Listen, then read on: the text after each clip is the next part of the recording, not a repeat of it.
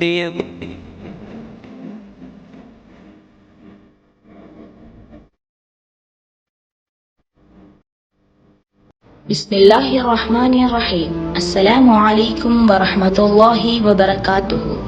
உம்மு தர்தா மகளிர் இஸ்லாமிய கல்லூரியினால் வாரந்தோறும் நடைபெறும் சிந்தனை முத்துக்கள் நிகழ்ச்சியில் இன்று நம்முடன் இணைந்து கொள்பவர் அப்துர் ரவுஃப் அமானி.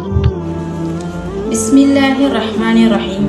தன் மனதை கட்டுப்படுத்தி மறுமைக்கு பின் வரவுள்ள வாழ்க்கைக்காக எவன் அமல் செய்கின்றானோ அவன் புத்திசாலி ஆவான். தன் மனதை தகாத இச்சைகளின் பக்கம் அலையவிட்டு அல்லாஹ்விடம் தவறாக நம்பிக்கையினை வைத்துக் கொள்பவன் முட்டாள் ஆவான். அப்துல்லா இப்னு உமர் ரலியல்லாஹு அன்ஹு அவர்கள் அறிவிக்கிறார்கள், நான் அல்லாஹ்வின் தூதர் ஸல்லல்லாஹு அலைஹி வஸல்லம் அவர்களுடன் அமர்ந்திருந்த போதோ அன்சாரிகளில் ஒருவர் வந்து சலாம் கூறிவிட்டு, அல்லாஹ்வின் தூதரே, விசுவாசிகளில் மிகவும் புத்திசாலி யார் என்று கேட்டார்.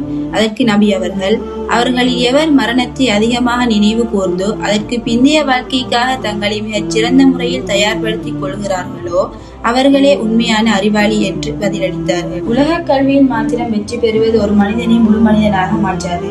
மாறாக உண்மையான வெற்றி யாதெனில் உலகியல் சாதனைகளை மாத்திரம் நோக்கமாக கொள்ளாமல் உலகம் நிரந்தரமற்றது என்பதை உணர்ந்து நிரந்தரமான எமது மறுமை வாழ்விற்கான அமல்களை சேமிப்பவரே உண்மையான புத்திசாலி ஆவார்.